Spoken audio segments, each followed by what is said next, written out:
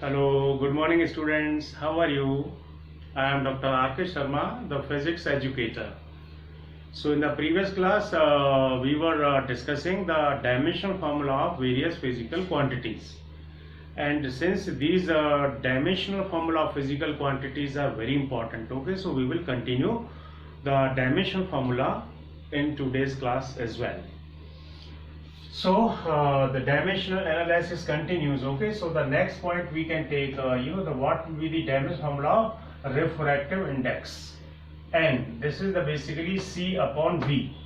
C means the speed of light in vacuum and V means the speed of light in medium. So the speed is having formula Lt minus 1, Lt minus 1, so therefore it is m0 L0 T0. So that means the refractive index is dimensionless. Clear? Now the next we can take moment of inertia. This we will study in the rotational motion chapter, okay, in class 11th. So moment of inertia I is equal to mr square. Okay, m is the mass and r is the distance, so that is L square. So the diameter formula is this ml square T0. Now next is rotational kinetic energy. It is half I omega square. Okay, so I is moment of inertia. Just now we wrote ml square, and omega square means basically it is t minus 1 and square is there. Okay, square. So because the omega was basically the angle covered per unit time, so time is down basically, right here. So t minus 1, but square is there. Okay, so therefore this become minus 2. So ml square t minus 2. Clear? The next we can take Wien's constant B, that is lambda maximum into T. Lambda is basically the distance L and T means the temperature, so which is in Kelvin K. So the diameter formula will be m0 L T0 K. Next is Stephen's constant. Sigma is equal to energy upon temperature raised to power 4. So energy is already having ml square T minus 2 and temperature means Kelvin 4, so it goes up. So final formula will be ml square T minus 2 K minus 4. Now we can discuss pressure energy. Pressure energy is pressure into volume. Pressure is what? Force upon area into volume. And force was having ml T minus 2 and area L square, volume L cube. So finally the formula for pressure energy will be this. So you will see here the dimensional formula of pressure energy is m L square T minus 2, and the same was the formula for kinetic energy or even the general form of energy. Okay, so therefore whatever is the form of energy, the dimensional formula will remain the same. Clear? Now the next we can take potential, electric potential. So electric potential V is basically defined as work per unit charge. So I just told you earlier, okay, it is very easy for us to write the dimensional formula of any physical quantity if we know its basic formula. So what I am doing, I am writing the basic formula of that physical quantity. So V is equal to W by Q. W means work, so it was having that formula like this, and charge is nothing but current into time. So current means ampere A and capital T. So if you simplify this, we get m0 L2 T minus 3, because minus 2 is there and minus 1 others will go up. Okay, and the A raised to power minus 1. Now there is a term called pressure gradient, pressure upon length.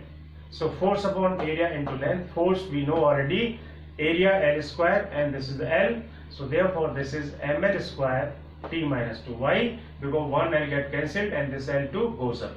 Clear? Now the next is energy density. Energy per unit volume. Energy we know, volume is L raised to power 3. So after simplifying this, you get m L raised to power minus 1 and T raised to power minus 2. Clear? Then we will have the term called surface tension. Surface tension is force per unit of length. Force we know, length is here, so final formula will be m L0 T minus 2. Clear? So please note it down.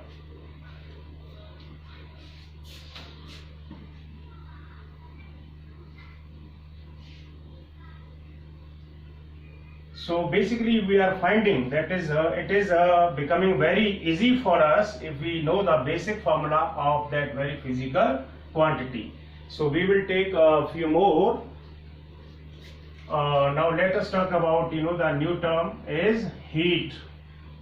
As you know, the heat, capital Q, is nothing but a form of energy, and energy formula we were knowing already, ml square T minus 2, right? The next we can talk about the specific heat. Specific heat. Okay. So specific heat is basically C, and this is a Q upon M delta T. This T is basically the temperature. So Q is again energy. So that is ml square T minus 2.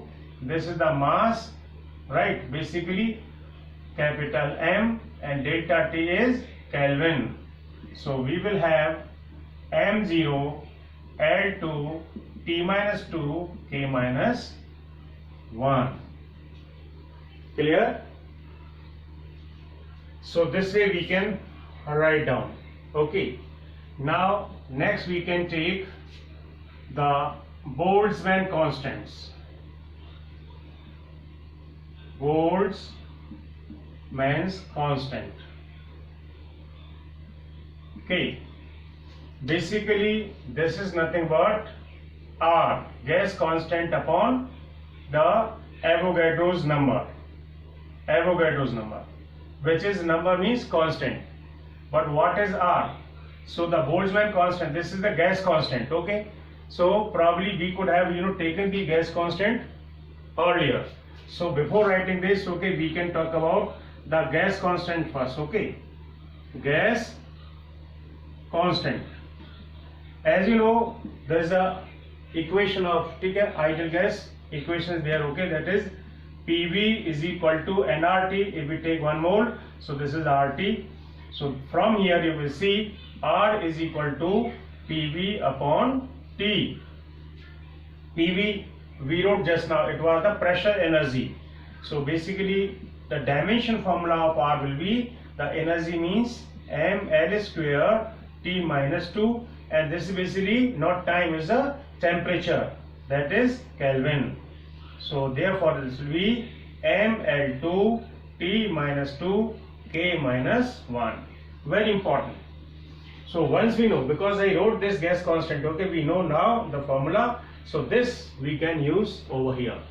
So therefore diameter formula of K, that is the Boltzmann constant, will be what? R. R means ml2 T minus 2 and K minus 1. And of course N is simply pure number, has no dimensional formula. Clear? So please just note it down.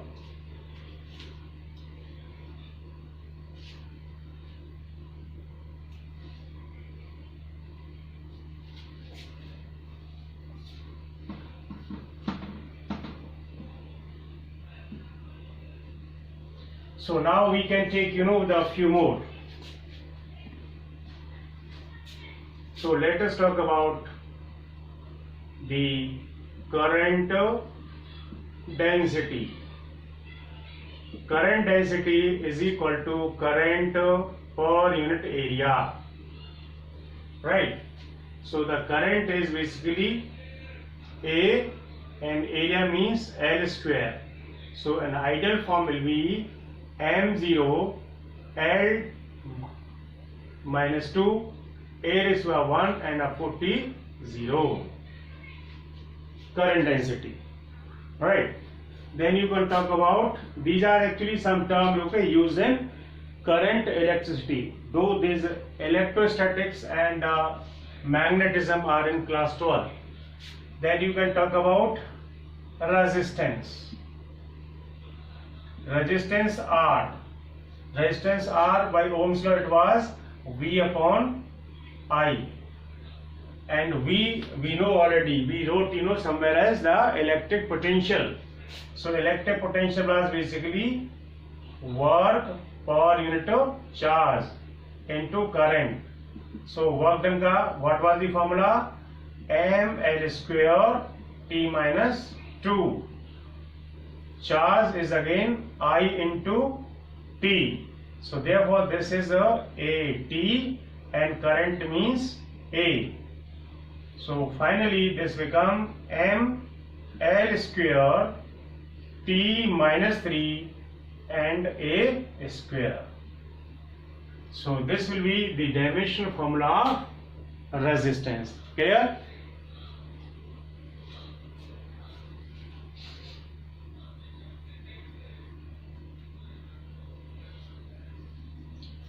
So I think we written a lot, okay, and probably we can take one more, that is electric field.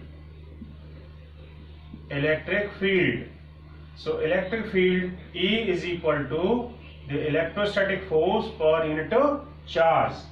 So force was having formula ml t minus 2, ml t minus 2, and charge is A into T. So therefore this will be m l A raised to power minus 1 and T raised to power minus 3. So this is the dimensional formula of the electric field. So this is all about the dimensional formula of a large number of the physical quantities. Clear? So this is all, and probably you can attempt some of the dimensional formula of quantities yourself at home. Otherwise I have given the large number of these dimensional formulas of physical quantities, so please practice them in writing. Okay, and after this we will take some limitations of dimensional analysis, and of course the applications or uses of dimensional analysis. Now we will take the limitations of the dimensional analysis.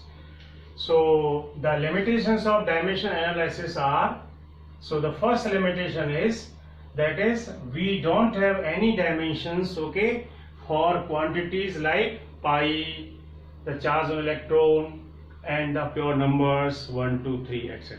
Okay, so this is one of the limitations. And second, we cannot derive a relation for a physical quantity depending on more than 3 factors, because when we equate the powers of left hand side and right hand side, we will only get the powers of MLT, that is of mass, length and time. So we will only have the 3 unknowns, okay, can be derived. So that is why we cannot derive a relation, okay, for the quantity which depends more than 3 factors. Now the next, we do not have any dimensional formula for trigonometrical functions, exponential functions, and even the log functions like sine theta, cos theta, or e raised to power x minus x, 1 upon x, okay, or maybe log x. So this is also one of the limitation. Now we cannot even derive a relation for a quantity which is having more than one term in its relation, like s is equal to ut plus half at square. So the right hand side consists of 2 terms, okay, so we cannot derive relation, okay, like this relation, okay, on the basis of dimensions, because the one side is having more than one term. So dimension formula can be derived, okay, only for some quantities which are having only a single term on one side. Now the next is, there is no information about the physical quantity whether it is a scalar or vector. So we cannot identify whether the physical quantity given is a scalar or vector on the basis of dimensions. Clear? So these were basically the 5 important the limitations of the dimensional analysis. And as I was sharing with you, that is, there are certain applications or uses of dimensional analysis. Okay, so that we will take in detail in the next lecture. Okay, but there actually we will be using one important principle called principle of homogeneity. So what is this principle of homogeneity? It states that the magnitude of physical quantities can be added or subtracted from one another only if they have the same dimensions. Meaning the physical quantities of same dimensions can be added or subtracted. Meaning when we we add one length with another length, okay, resultant will be the length only. Okay, similarly if we just subtract some length from another bigger length, okay, the result will be the length. So for example, suppose we take the length of any rod, okay, L1 is suppose 20 centimeter, and of another rod it is say 5 centimeter. So if we want to add what is the total length of both the rods, that is L1 plus L2 will become 25. But don't you think this result 25 is nothing but another bigger length, meaning the sum of two lengths is giving result as a length. Similarly, if we subtract these lengths, okay, so they will be 20 minus 5, that is 15, meaning the difference of two lengths is giving the result as a length only. Of course it is a shorter. So this is basically called the principle of homogeneity, very useful in application of the dimensional analysis. So I hope in these previous lecture and in this lecture we have discussed the dimensions of large number of physical quantities. So I request you to practice all these dimensional formulas, okay, in writing. I am sure you enjoyed this session and it will be very helpful for you. Thank you.